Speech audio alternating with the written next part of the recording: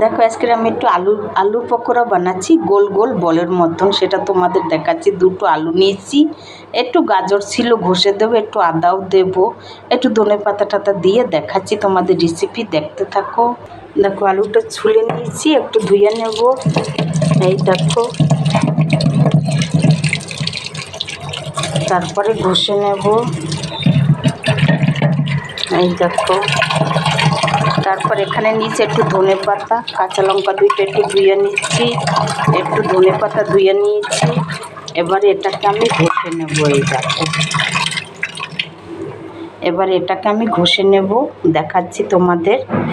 এতে আমি পেঁয়াজ দেব না, এতে আমি দেব ধনেপাতা, একটু কাঁচা লঙ্কা, একটু গাজর, এই দুটো আলু। আর এতে দেব সেটাও তোমাদের দেখাচ্ছি, দেখতে থাকো। দেখো আলুটাকে আমি এরকম ঘষে নিয়েছি, এবার একটু জল দিয়ে ধুয়ে নেব,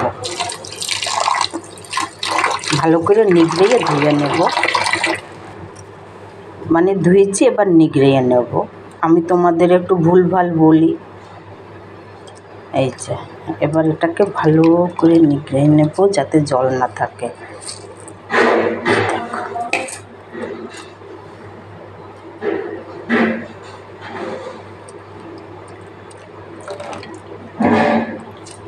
এই দেখো, এই যে,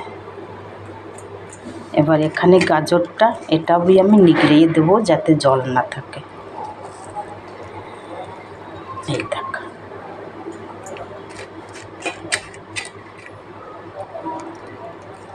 তোমরাও রেসিপিটা বানাই খেয়ে দেখবে। রেসিপিটা শেষ সময় দেখো, দেখে বানাই খেয়ে দেখো কেমন হবে।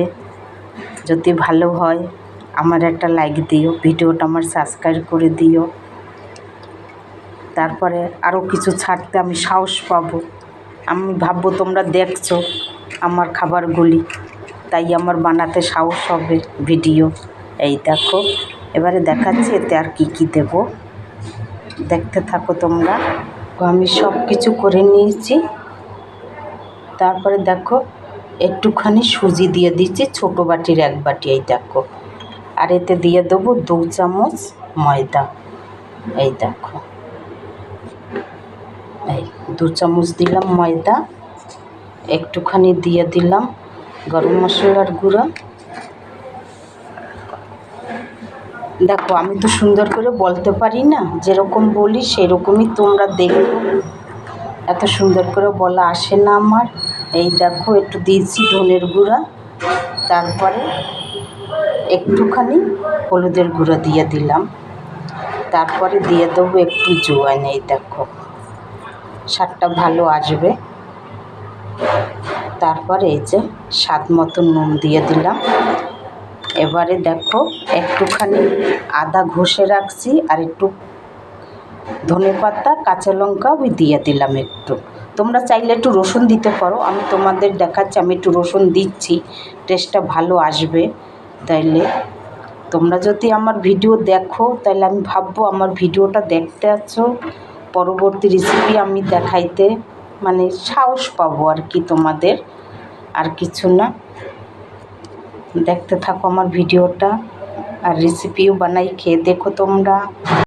দেখো একটু রসুন ঘষে আমি দিয়ে দিচ্ছি।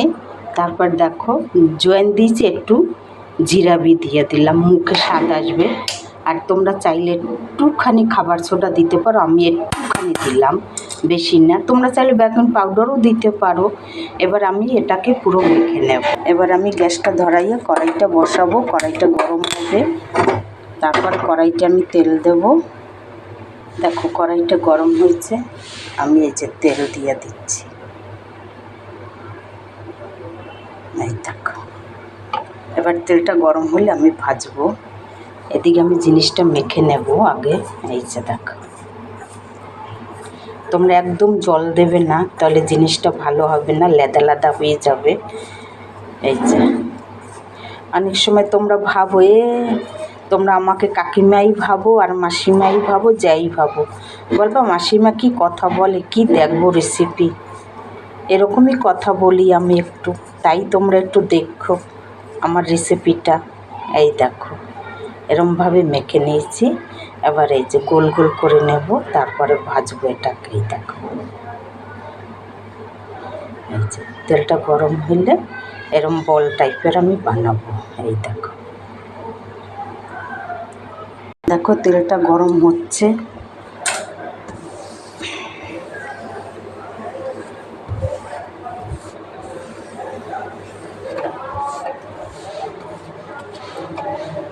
এদিকে তেলটাও গরম হচ্ছে, দেখো দেখাচ্ছি তোমার। দেখো আমি সবগুলো এরকম গোল করে নিয়েছি। এই দেখো, বেশি বানাবো না। দেখো তোমাদের শুরু থেকে বলছি, আমি একা থাকি, লোকের বাড়ি কাজ করি, আর ঘরে এসে যেটা বানাই সেই রেসিপি তোমাদের দেখাই। তোমরা দেখো, একা মানুষ কত খাবো, এই জন্য এই কটা বানাইছি। এদিকে তেল ভি গরম হয়েছে। প্রথমে একটু তেজ আজে দেবে, তারপর আঁচটা কমাই দেবে, তাহলে ভিতরটা পাকবে। এই দেখো, কুরকুরে হবে। এই দেখো, সবগুলি আমি দিয়ে দেবো। এই দেখো,